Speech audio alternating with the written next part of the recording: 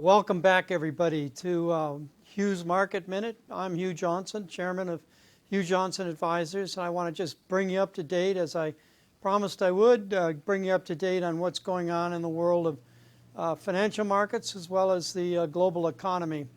The last time we talked, which was a couple of weeks ago, and I think there was a lot of volatility, a lot of real fear that was rippling through the markets.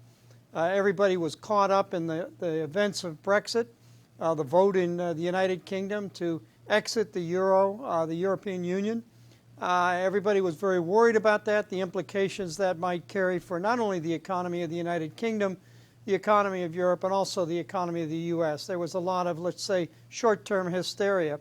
I think what we said at the time, and we cautioned that it was wrong to get caught up, as it ordinarily is, to get caught up in the day-to-day, week-to-week, and even month-to-month volatility that you see in the markets. It's often the case that the markets, they overstate the problems that the financial markets or the economy tend to give us. They overstate by going down too fast, too far too fast, or going up too far too fast. And I think this, of course, turned out to be very much the case, that the markets have obviously corrected or come back, recovered, and the basic message of the market is it would have, first of all, been wrong to get caught up in the hysteria of the moment, the Brexit vote. That would have been very wrong. And I think the second message, which is the important message, is that the events, the Brexit, even though it's going to have implications, carry with it implications for the British economy, and it's going to certainly carry implications for the European economy, and it will carry some implications, some negative implications for the U.S. economy. Those implications will not be so severe or dire that they're going to stop or cause the end of the bull market and the start of a bear market that will be accompanied by an economic recession in the U.S. There will be some impact, but the impact won't be anywhere near as severe as the markets seem to initially say. The question then is, where are we now? The markets have not only recovered, but we see the S&P 500 going to a new high, the Dow Jones going to a new high, or very near a new high as we speak right now. And new highs are always good news. Obviously, the message of the markets is that the U.S. economy is going to continue to recover through 2016 and 2017. You know, we look carefully not just at the broad trend in the market, but some of the specifics, some of the performance of sectors, as well as stocks with different capitalizations, as well as industry groups, to see really what's going on in the markets or what the message is. And the message is generally good, that the economy is going to continue to recover through 2016 and probably into 2017. But there are some signs that this bull market is getting on. It's aged. It's a very long bull market. We're at the 88th month, the average being 57 months in the post-war period. So you've got to be on your toes looking for signs that it's going to end. And we do see some signs that are a little bit troubling. They're not alarming, they're a little bit troubling, and obviously any changes we make in portfolios will be designed to try to reduce the risk if something should go against us. Right now, things look fine. We'll make some changes in portfolio to try to reduce that risk, but right now things seem to be just fine in the financial markets.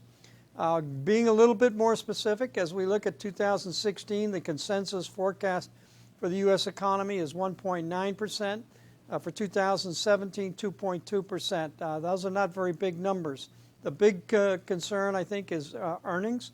On a year-over-year basis, we've now had 5 successive quarters. It looks like we're in the 5th quarter when we count the 2nd quarter of 2016, the 5th quarter when earnings on a year-over-year basis are going to be down. So the real problem is, yes, the economy is growing a little bit too slowly. It is growing, but it's growing too slowly. Earnings are not doing well. I think all of this is going to change. I think it's going to get better. It's not going to become great, but it's going to become better. We're going to have better earnings numbers in the quarters ahead, and that should help to be supportive of the U.S. stock market. The biggest problem that I have right now, or that we have right now, is not so much that the economy is going to falter, or so much that earnings are going to falter. Things will get a little bit better there. The biggest problem we have now is valuation. Not only is this bull market a long bull market, but we've gotten to a level that's pretty extended that, quite frankly, were a little bit pricey or overvalued. And that's another reason why we'll make a few changes in portfolios, again, to shore up our defenses. This is not a negative message. This is a positive message. It's a message, a positive message primarily because we've recovered from the problems of Brexit. There are going to be more surprises ahead, and we'll deal with those surprises as they occur. But right now, I think we'd have to say we're positive, but a little bit cautious. And again, the two reasons we're cautious is, one, is it's been a long bull market, and secondly, valuation has become, shall we say, a little bit stretched. Yes, you bet things could become speculative. You know, we tend to overdo it historically. We tend to overdo it on the upside just as we overdo it on the downside.